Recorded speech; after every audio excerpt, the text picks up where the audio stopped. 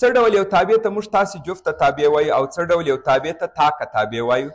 زه تاسې ته د دې تابعګانو د تشخیص طریقه وایم.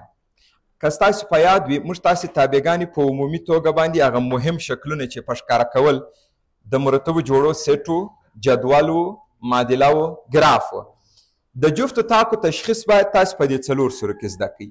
زه اول راځم که چیرې د یو تابع معادلهیي بڼه موږ ولرو وای مساوي په اف ایکس، څنګه یې تشخیص کړم چې دا تابع جفته ده او که دا تابع تاکه ده. د جفت تاک د تشخیص لپاره د معادلې د طریقه تاسې به څه کار وکړئ؟ هر ډول تابع چې درته درکړه په هغه کې تاسې اف منفي ایکس پیدا کړئ. یعنې هره تابع چې درکړې او تاسې به د ایکس پر ځای څه وضع کوئ؟ منفي ایکس. دا چې محاسبه که یو افاده جوړېږي که نه، اوس به دا لاسته راغلې افاده چې اف منفي ایکس دی نوم یې، دا به د اف ایکس سره مقایسه کوي. امکان لري چې برابر راسي او امکان لري دا نوې افاده چې موږ پیدا کړې د دې نوې افادې نوم څه دی؟ اف منفي ایکس، ځکه ما د ایکس پر ځای منفي ایکس وضع کړی. دا چې پیدا کوي د دې حاصل ممکن دی د اف ایکس د اصلي تابع سره برابر راسي او امکان لري چې دا د لومړي جمعي معکوس راسي، یعنی منفي اف ایکس راسي. یعنی هر څه یو رقم دی، یوازې د علامې تغییر دی په دې کې. او امکان لري چې دا دواړه حالتونه نه وي موجود. که چیرې د اف منفي ایکس حاصل د اف ایکس سره برابر راغی، دا رقم تابع ته موږ تاسې څه وایو؟ جفته. تابع جفته ده. او که اف منفي ایکس مساوي رالی د منفي اف ایکس سره، یعنې اف منفي ایکس چې پیدا کوي د ده سره برابر نه و، یوازې د علامې توپیر و. فرض وکړئ اف ایکس داسې راغلی، اف منفي ایکس داسې یو شکل راغلی. نو مثال په ډول درته وایم، د دې دواړو مساویتوب خو نه دی صحیح، اما دا دواړه یو د بل سره منفي مساوي دي. په هغه حالت کې بیا موږ تاسې څه وایو؟ تابع تاکه ده. په تی لیکئ، په هر څه لیکئ، مشکل نه لري. تابع تاکه ده. د دې جملې په اساس باندې د دې دوو شرطونو په اساس تاسې کولی شئ اوس جفت و تاکه تابع په اسانۍ سره تشخیص کړئ. همدا میتود تاسې ته په مرتبو جوړو سیټ کې هم کار درکوي او همدا میتود تاسې ته په جدول کې هم کار درکوي. یعنې دا د درو سورو دپاره کار ورکوي. د ګراف دپاره بیا زه تاسې ته یو بل میتود وایم. لږ راسئ د دې مسلې تحلیل وکړو. دلته انپوټ څه دی؟ ایکس، او دلته انپوټ منفي ایکس. یعنې مطلب دا دی په جفت تابع کې د ایکس او د منفي ایکس آوټپوټ باید برابر راسي. یعنې داسې یو تابع وي که ته دوه وضع کې او منفي دوه، د دې دواړو د تابع قیمتونه باید مساوي راسي. که ته پنځه وضع کې منفي پنځه برابر راسي، که ته یو وضع کې منفي یو باید برابر راسي. نو تاسې د مرتبو جوړو په سیټ کې څنګه تشخیصوئ؟ مثال په هغه کې دوه سته، منفي دوه سته، پنځه سته، منفي پنځه سته. د دوه منفي دوه آوټپوټ باید څه شي وي؟ برابر. صحیح ده؟ مثال زه داسې درته ولیکم، فرض وکړئ منفي دوه، پنځه، یو، اته. اوس درته لیکم دوه، که دا تابع جفته وي د منفي دوه آوټپوټ راغلی پنځه، د دوه د باید څو وي؟ پنځه. د همدغې معنا دا وه چې د ایکس د تابع قیمت او د منفي ایکس د تابع قیمت دا باید دواړه یو له بل سره مساوي وي. او که زه درته ولیکم منفي یو، د دې باید حاصل څه راسي؟ د یو د اته دی، د منفي یو دم باید څه وي؟ اته وي. دې تابع ته زه که نوم ورکم اف، دغه اف تابع فعلا څه ډول یو تابع ده؟ جفته تابع ده. دا رالی جفته. تاک څنګه تشخیصوي؟ دلته وګوري، اسانه راځي. آیا د ایکس د تابع قیمت او د منفي ایکس د تابع قیمت مساوي راغلی؟ موږ وایو نه، منفي مساوي راغلی. د منفي مساوي مطلب څه دی؟ یعنې که تا دوه وضع کوي رالی لس، چې منفي دوه وضع کوي باید دا راسي منفي لس. که تا یو وضع کوي جواب رالی پنځه، چې منفي یو وضع کوي باید جواب راسي منفي پنځه. صحیح ده؟ که تا یو پر دوه وضع کوي جواب رالی منفي درې، چې منفي یو پر دوه وضع کوي جواب باید راسي مثبت درې. یعنې که زه تاسې داسې یو تابع ولیکم، فرض وکړئ همداسې یو شکل منفي دوه، پنځه، یو، اته. که دا تابع تا کوي، اوس راته د منفي دوه دپاره پنځه راغلی، د دوه دپاره باید څو راسي؟ منفي پنځه. یعنې د ایکس او د منفي ایکس شرط نه دی چې دې ته ایکس وایي دې ته منفي ایکس، دغه ته ایکس ویلی سو دې ته منفي ایکس، مشکل نه لري. نو د x او منفي x حاصل څنګه راغلی؟ آیا د x او منفي x حاصل یو له بل سره برابر دي که یو د بل جمعي معکوس دي؟ منفي برابر دي. همداسې د منفي یو دپاره باید څه راسي؟ د یو دپاره اته راغلی، د منفي یو دپاره باید منفي اته راسي. دا وګورئ دې ته که زه وایم x، دې ته زه څه وایم؟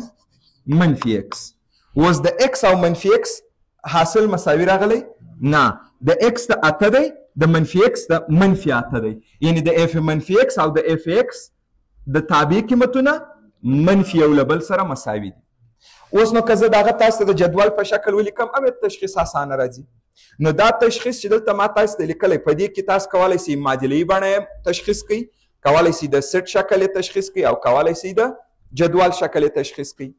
خو که چیرې زه د یو تابع ګراف ولرم بیا زه څنګه کولی شم دا تشخیص کړم چې آیا یعنی معادله یې موږ ته نه یې راکړې، یوازې د یو تابع ګراف رسم کړی. څنګه تشخیصولی شو چې دا جفت تابع ده که تاکه یوازې ګراف لرو؟ ډېر اسانه دی. د ګراف له مخې څنګه تشخیصوئ؟ د جفت تابع ګراف یوه ځانګړتیا لري او هغه څنګه؟ د جفت تابع ګراف نظروای محور ته متناظر وي. نو که تاسې هر ګراف ولیدئ چې هغه نظروای محور ته متناظر و، همدغه ګراف د جفت تابع دی. د جفت تابع ګراف څه ځانګړتیا لري؟ نظروای محور ته متناظر وي. ښه، اوس سوال دا دی چې زه نظروای محور ته تناظر څنګه معلوموم؟ زه تاسو ته د دې یو نمونه مثال کې دا خبره تشریح کړم. تاسو توجه ورته وکړئ. یو ګراف به درته رسم کړم چې نظروای محور ته متناظر وي. دا ګراف نظروای محور ته متناظر دی. اما زه څنګه په دې پوه شم چې دا نظروای محور ته متناظر دی؟ یا که زه نور ګرافونه ولرم دا زه څنګه تشخیصوم؟ کوم ټکي چې تاسې د وای محور شی لوري ته لرئ همهغه ته مشابه ټکي باید د وای محور چپ لوري ته ولرئ. تشخیص مو زده کړئ. ټول هغه ټکي چې د وای محور شی خواته موجود دي هغه باید چپ لوري ته هم موجود وي. لکه مثال تاسو وګورئ دا ټکی دلته دی، د دې مشابه ټکی د چپ طرف ته هم لرو. دا ټکی دلته دی، مشابه ټکی دې طرف ته لرو. دا فهم اوس ورته؟ اوس نو که چیرې زه د دې ټکي نوم کښېږدم x، د x مالفې ته یې ووایم، دا اتومات څه درته راځي؟ منفي x. او د دواړو وای څنګه راغلی؟ برابر. د منفي x هم د هغه عدد دی، د مثبت x هم د هغه عدد دی. دا خبره هم دلته کړې وه. یوه بله طریقه یې درته ووایم، که به دا رقم تشخیص درته مشکل کېږي، که نه دا نه دی مشکل، اسانه دی. خو یوه بله طریقه هم درته ووایم. هغه ګراف نظروای محور ته متناظر دی چې د وای د محور یو لوري ته چې کوم ګراف پروت دی، دا یوه ټوټه، دا بله ټوټه د هغه تصویر په هندارې کې وي، یعنې د هغه انعکاس وي. تاسو فکر وکړئ چې دلته موږ یو هنداره ونیسو، دا د وای پر محور، دلته یو هنداره داسې ونیسو، آیا په دې هنداره کې دغسې یو شاخه بالکل ښکاري که نه؟ نو موږ تاسو څه وایو؟ که چیرې د وای د محور د ښی طرف ګراف چپ طرف ته تصویر موجود وي، بس هغه نظروای محور ته متناظر دی. او یا داسې نه کولی شئ ووایاست، ذهني تصور وکړئ چې دا یوه ورقه ده، یوه پاڼه ده، او دا تاسې دا د وای پر محور داسې راکت کړئ، دا او دا یو په بل منطبق راځي که نه؟ باز دغه ته وایي نظروای محور ته متناظر دی. او اوس تاسې راته ووایاست آیا دا ګراف نظروای محور ته متناظر دی او که نه؟ دا نظروای محور ته متناظر نه دی. اوس نو ما تاسو ته درې خبرې وکړې، هر یو په ذهن کې وساتئ، په اسانۍ تشخیصوای سو. د ښی لوري چې کوم ټکي لرو د هغوی مشابه باید چپ لوري ته ولرو که نه؟ چپ لوري ته چې لرو ښی لوري ته باید مشابه ولرو. اوس تاسو راته دا ټکی ښی لوري ته دی، آیا چپ لوري ته دغسې یو مشابه ټکی شته؟ یوې نقطې چې صدق ونه کوي بس دا نظروای ته متناظر نه دی. او نظروای ته چې متناظر وي موږ هغه ته څه وایو؟ جفت تابع. یعنی دا چې د هرې تابع ګراف دی هغه تابع جفته ده. دا وګورئ دا د جفت تابع ګراف و؟ نه. چې دا د دوهمې درجې تابع ګراف دی، پارابول دی، نو دا جفته نه ده. نو تاسو دا جفت تاک د توان په حساب مه وایاست، په یادو یې ولرئ. ما یو ځای کې هم نه ویلي چې دا جفت تاک د توان په حساب.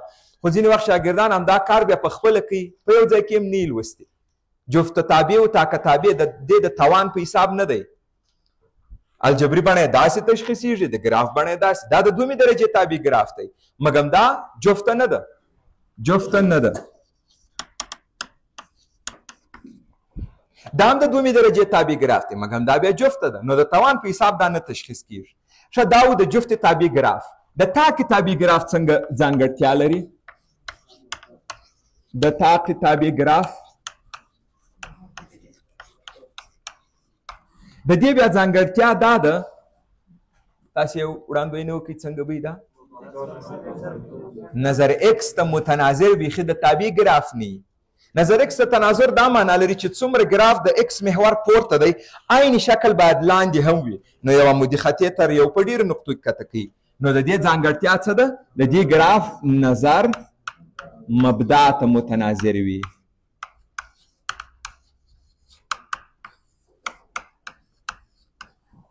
بیا دې تابعګانو ته دا جفت و تاک دا دې تابعګان ته موږ یو لفظ هم کاروو په مجموعي توګه موږ څه دا متناظرې تابعګانې دي ځکه یو متناظر دی یوه تابع متناظره ده بل هم متناظره ده یوه نظر وای محور ته متناظره ده بل نظر مبدا ته متناظره ده په هندسي کې بیا دا مسایل ډېر په تفصیل وایو چې نظر خط ته تناظر ته محوري تناظر نظر ټکي ته تناظر ته مرکزي تناظر وایو مګم دې ته متناظرې تابعګانې ویلی سي ځکه دواړې تابعګانې تناظر لري د دې تناظر نظر یو نقطې ته دی نو دا کم رقم تناظر لري مرکزي او دا کم رقم تناظر لري دا جفته والا محوري یعنی دا نظر یو خط ته متناظر وي زه څنګه کولی سم تشخیص کم چې یو ګراف ولرم په وسلم چې نظر مبدا ته متناظر وي خو دا نظر مبدا ته تناظر څنګه تشخیصولی سم دا کومه لومړی خبره چې ما دلته تاسو ته وکړه چې د ټکو مشابه باید چې چپ طرف ته دي ښی طرف ته یې ولري چې ښی طرف ته چپ طرف ته دې ته ورته دغه میتود که وکاروئ صحیح ده نور هغه د عکس مسله په دې کې بیا تاسو ته ډېر جنجالي کېږي او صحیح هم نه راځي نو زه اوس د تاکې تابع ګراف تاسو ته رسموم ګورئ ورته یو ګراف رسموم په دې شکل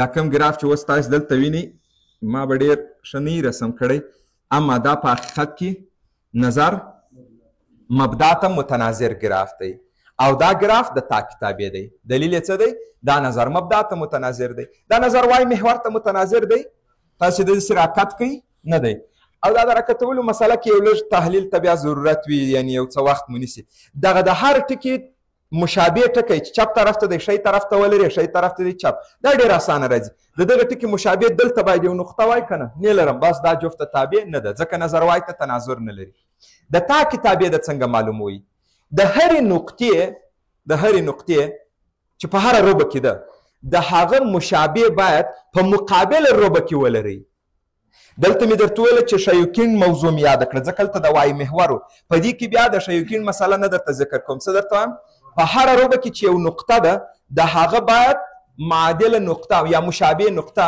په مقابل روبه کې ولري مقابله روبه د دوهمې مقابله روبه کومه یوه ده څلرمه د لومړۍ د کومه یوه ده دوهم ده برعکس هم سي دي د دوهم د لومړۍ ده د څلرم د دوهم دی اوس ګوري زه دلته یو نقطه انتخابوم آیا د دې مشابه ټکی دلته لرو که نه دلته یو نقطه انتخابوم بیا دا مشابه ټکی څنګه معلوموي کولی شئ دا بیا داسې اسان هم کار کوي د دې نقطې مشابه ټکی لرم که نه غواړم ډېر په دقیقه توګه پر دې باندې کار وکړم د یو نقطې مشابه ټکی چې تاسو معلوموي هغه نقطه به وصل کوي مبدا ته ګورې ورته څنګه معلومیږي د دغه نقطې مشابه پیدا کوم دې ته زه وایم ا نقطه آیا د دې نقطې مشابه په مقابله روبه کې لرم که نه اوس دا داسې معلوموم دا نقطه به وصل کوي تاسې مبدا ته په کوم مسیر او په کومه اندازه چې راغلي یاست په دغه مسیر او په دغه اندازه به مخته راسئ که بله نقطه مو ترلاسه کړه بس موږ څه وایي دا ګراف نظر مبدا ته متناظر دی ګورې بله نقطه انتخاب کوئ زه اوس څنګه معلوم کړم چې د دې مشابه نظر مبدا ته شته که نه دغه نقطه به مبدا ته وصل کوي په دغه مسیر او په دغه اندازه به راسئ بله نقطه یې درکړه دغه نقطه راواخلئ مبدا ته چې یې وصل کوي دغه نقطه ورکوي ګورې په دې کې دغه خبره مثال په ډول باندې د دې نقطې دغه به درته یاد کړم د دې نقطې مشابه په مقابله روبه کې باید ولرم. په دې روبه کې موږ تاسو خو بیخي هیڅ نه لرو. د دغې نقطې مشابه باید په مقابل کې ولرم. دلته تاسو دغسې نقطه لرئ، دا اصغري نقطه ده، داسې یو نقطه دلته نه لرئ. کم متوجه کېږي دې مسلې ته؟ اسانه دی خو یو اندازه کار غواړي. یعنې کله چې ماته یو څوک ګراف راکړي، زه اول ګورم چې دا ګراف نظروای محور ته متناظر دی که نه. که نظروای محور ته متناظر وي، زه وایم دا د جفتي تابع ګراف دی. که نظر مبدا ته متناظر وي، د تاکي تابع ګراف دی. نظروای محور ته تناظر څنګه معلوموم؟ د ګراف شی د وای محور شی لوري ته چې هره نقطه ده مشابه باید چپ لوري ته ولرم. نظر مبدا ته څنګه معلوموم؟ د هرې نقطې چې پر ګراف دی د هغه مشابه باید په مقابله روبه کې ولرم. د هغه باید په مقابله روبه کې مشابه ولري. نو دا ګراف د تاک دا نظر مبدا ته متناظر ګراف دی، نو دا کم رقم راځي، دا طاق تابع ده. تاسو اوس کولی شئ د جفت طاق تشخیص د معادلې د طریقه، د مرتبو جوړو د سیټ د طریقه، د جدول د طریقه او یا د ګراف د طریقه وکړئ. دا خبره اسانه ده.